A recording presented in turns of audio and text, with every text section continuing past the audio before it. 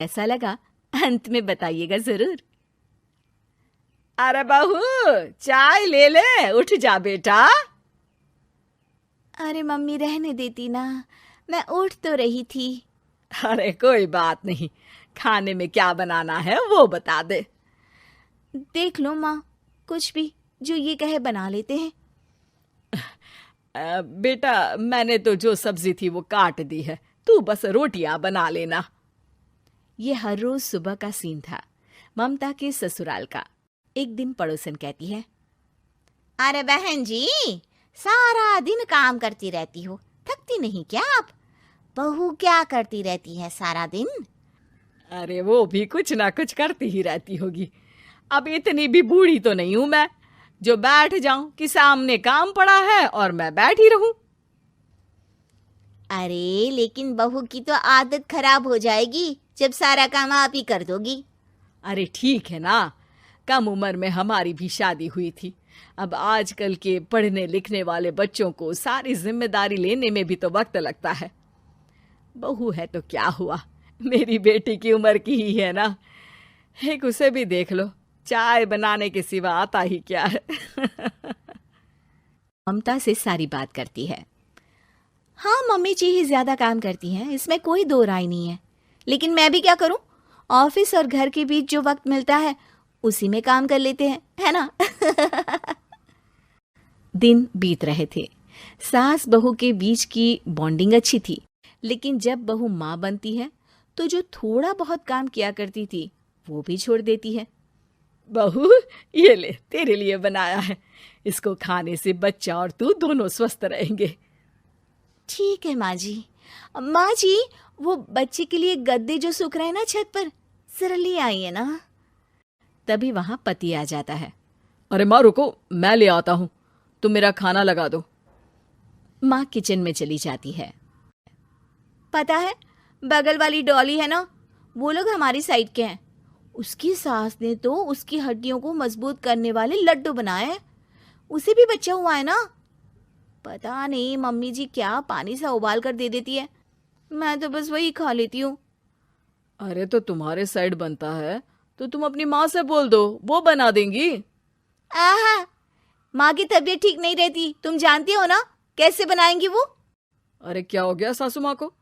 कल तक तो फेसबुक में किटी की फोटो डाल रही थी। अच्छा अच्छा, चुप रहिए। डॉली की सास ने मनाया है, तुम लोगों का भी तो फर्ज बनता है। तभी वहां सास आ जाती है। ये ले बहू, गर्म पानी की बोतल, गर्म पानी पीने से पेट अंदर हो जाएगा। नहीं नहीं माँ जी, गर्म पानी पीने से प्यास नहीं बुझती। अरे पी लेना बेटा। वो बगल वाली डॉली को तो जानती है ना, जो तुम लोगों के साइड की है। तेरे साथ ही उसका भी बच्चा हुआ था।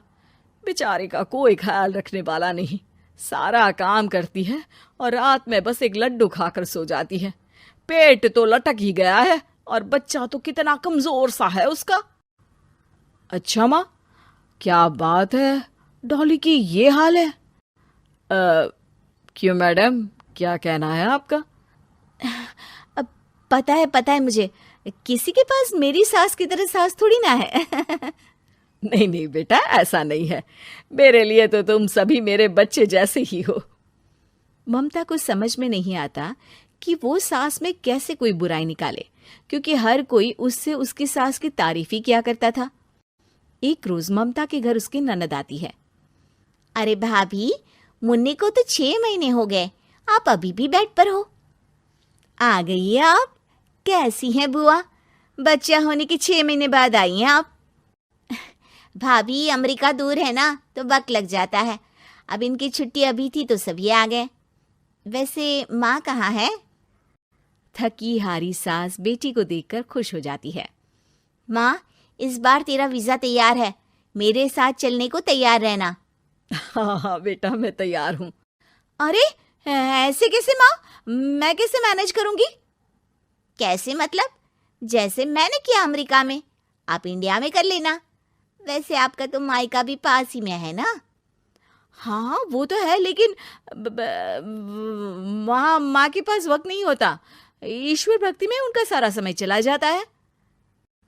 भाभी, बेटी परेशान हो तो माँ का ध्यान आरती में कैसे लग सकता है? समझ में ही नहीं आता। वैसे भी अब माँ को मैं अपने साथ ले जा रही हूँ।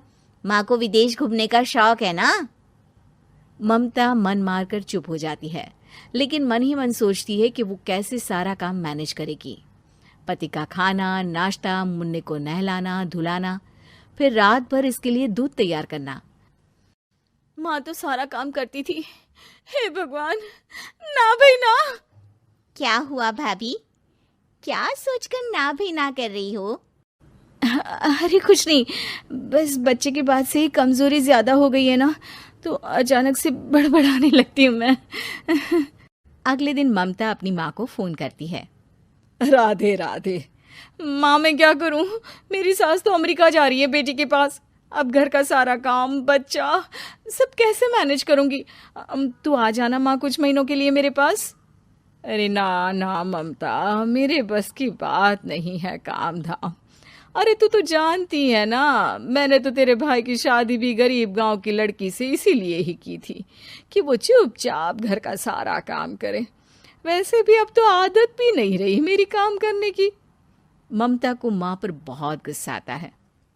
ठीक है माँ, देख लूंगी मैं, लेकिन मेरी मुसीबत के वक्त आप मेरा साथ नहीं दे रही है। अब भूल जाना मुझे। ममता गुस्से में आकर फोन रख देती है और रोने लगती है, लेकिन बेचारी करे भी तो क्या।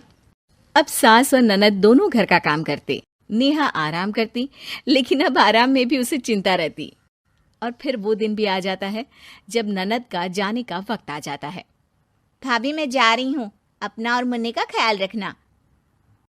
ममता सास को देखती है और गले लगकर रोने लगती है। माँ जल्दी आ जाना। सास मुस्कुराकर कहती है, कहाँ से ममता, मैं कहीं नहीं जा रही। मैंने देखा कि मेरे जाने की बात से ही तू परेशान हो गई थी, इसीलिए मैंने अपना जाना कैंसिल कर दिया है।